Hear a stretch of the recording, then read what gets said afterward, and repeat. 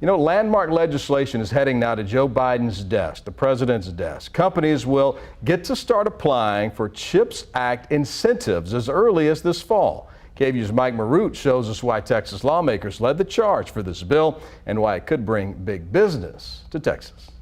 First of all, congratulations. That is huge. I don't want to. Trying a long time. Yeah, we have been. It's been more than 18 months. The CHIPS Act finally passed, championed by Texas lawmakers with bipartisan support. This funding will help kickstart a domestic production of these semiconductors in a way that will prevent a vulnerability of our supply chain. I think this is a really significant development for our Central Texas economy. This is going to make have a major impact for the nation in terms of manufacturing and jobs. The legislation provides $52 billion in incentives for semiconductor chip manufacturers and researchers. These chips are the fourth most traded good in the world, and we use them every day. Your cell phone connectivity, your smart devices that you use at your home security, the automobile that you're in, how you check out at the grocery store with your point of sale machine. Mark Pollard helps run Astute Electronics, buying and selling and redistributing excess chips.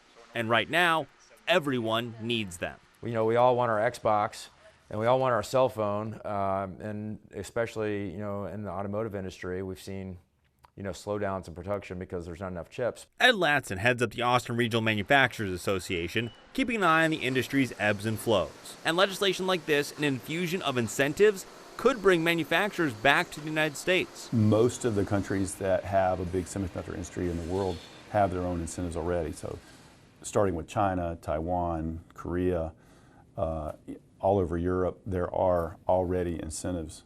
So we're in a way, we're just trying to level the playing field with the CHIPS Act. Steve James runs Infineon right here in Austin, one of three major chip-making companies, the other two being Samsung and NXP. All three have been making chips here for decades. All three say the CHIPS Act will help. But even with bipartisan and presidential support, there is bipartisan opposition in Congress too, with a united message. This bill was the wrong way to address the need for more semiconductors made in the U.S. But it's not a concern when you provide massive corporate welfare for enormously profitable multinational corporations.